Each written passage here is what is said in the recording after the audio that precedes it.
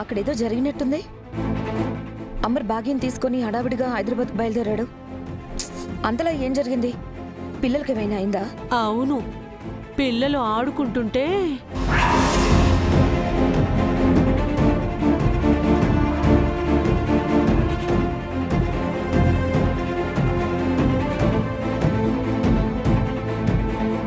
మరి అంత జరిగితే నాకు ఫోన్ చేసి ఎందుకు చెప్పలేదు? నువ్వు అక్కడ బిజీగా ఉంటావని డిస్టర్బ్ చేయడం ఎందుకని చెప్పలేదు. అక్కడ ఏం జరిగినా నాతో చెప్పమన్నాను కదా. ఒక్క పని కూడా నువ్వు సరిగ్గా చేయవా? నువ్వు దేనికి పనికిరావు చంబా. వేస్ట్ అసలు నువ్వు. ఏంటి ఎక్కువ మాట్లాడుతున్నావు? నేనేమి నీకు పని మనిషిని కాదు. నువ్వు హెల్ప్ చేయమంటే వచ్చాను. సర్లే, నేను కూడా బయలుదేరి హైదరాబాద్కి వస్తున్నాను. అక్కడికి వచ్చాక మాట్లాడుకుందాం. ఉంటాను.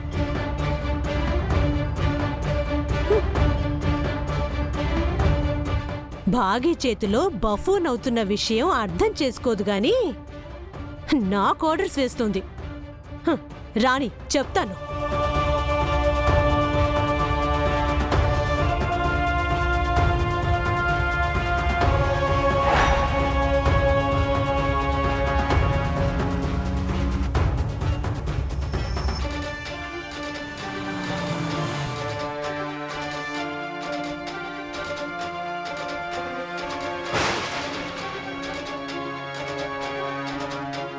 అమ్మో, సారోళ్ళు వచ్చారు.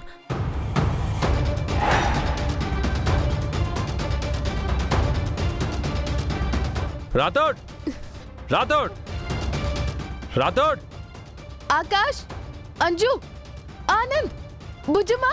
ఇంట్లో ఎవరూ లేరేంటి? యాదమ్మా, యాదమ్మా. అమ్మా, సార్ పిలుస్తుంటే పలకవేంటి? కిచెన్లో పని చేసుకుంటున్నాను మేడం. పిల్లలు రాథోడ్ ఎక్కడికి వెళ్ళారాదమ్మా? అందరూ హాస్పిటల్కి వెళ్ళారు సార్. హాస్పిటలా? ఎందుకు? ఎవరికేమైంది? అది మేడం, త్వరగా చెప్పు యాదమ్మా, ఏమైంది? పొద్దున అందరం టీవీ చూస్తున్నాం సార్. కాశ్మీర్లో మంచు తుఫాను వచ్చిందని తెలిసి అందరం భయపడ్డాం. ఆ తర్వాత ఏమైంది? తుఫాను వల్ల ఏం ప్రమాదం జరగలేదని తెలిసి అమ్మయ్యా అని అందరం రిలాక్స్ అయ్యాం మేడం. ఆ తర్వాత పిల్లలు ఆడుకుంటామని గార్డెన్లోకి వెళ్లారు. నేను బుజ్జమ్మ ఒక టీం, నేను ఆనంద్ ఒక టీం. ఈరోజు గోల్స్ అన్నీ మావే. గోల్స్ ఎవరివో గేమ్ ఆడాక తెలుస్తుంది. Bujjamma, are you ready? Ready అన్నయ్య.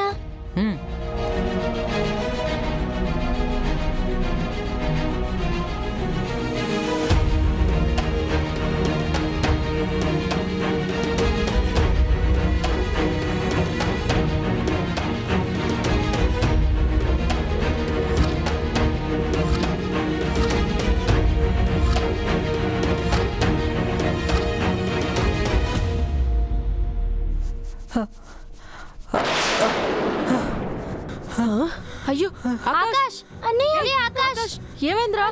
ఆకాష్, అన్నయ్య, ఆకాష్ ఏమైంది? ఆకాష్, ఆకాష్, ఆకాష్, ఆకాష్ ఏమైంది? ఆకాష్, ఆస్తమా అటాక్ అయింది.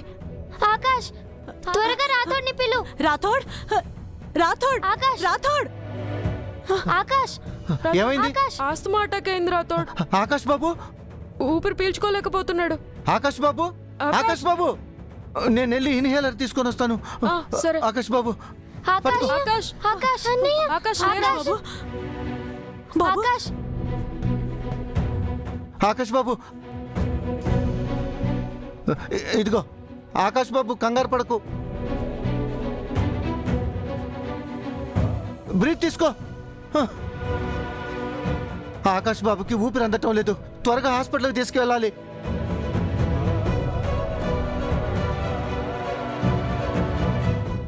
మీరెక్కడికి?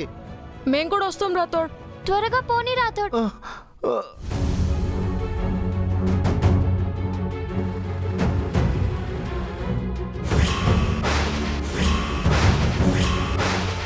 అదే జరిగింది సార్.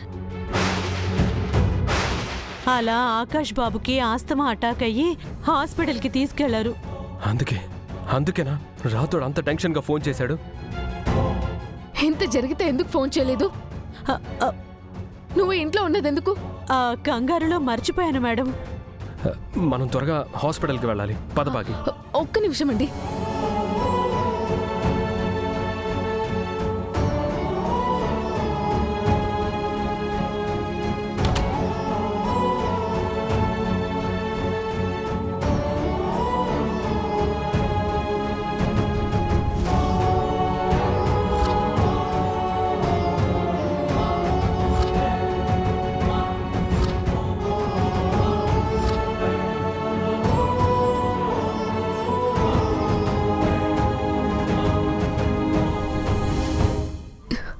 ఏంటవి? ఆకాష్ మెడికల్ ఫైల్స్ ట్రీట్మెంట్కి అవసరం అవుతాయి. పదండి వెళ్దాం.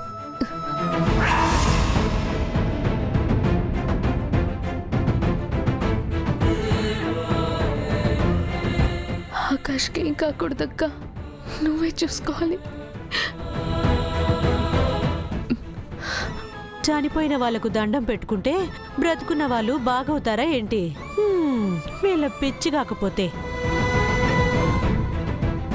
పదండి వెళ్దాం.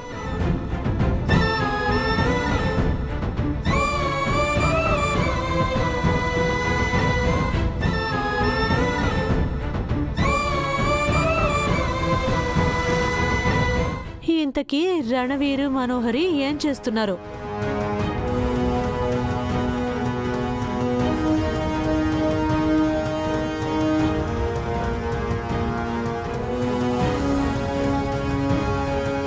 నువ్వు ఇంకా ఇక్కడే ఉన్నావేంటి మనోహరి? హైదరాబాద్ వెళ్ళలేదా? లేదు.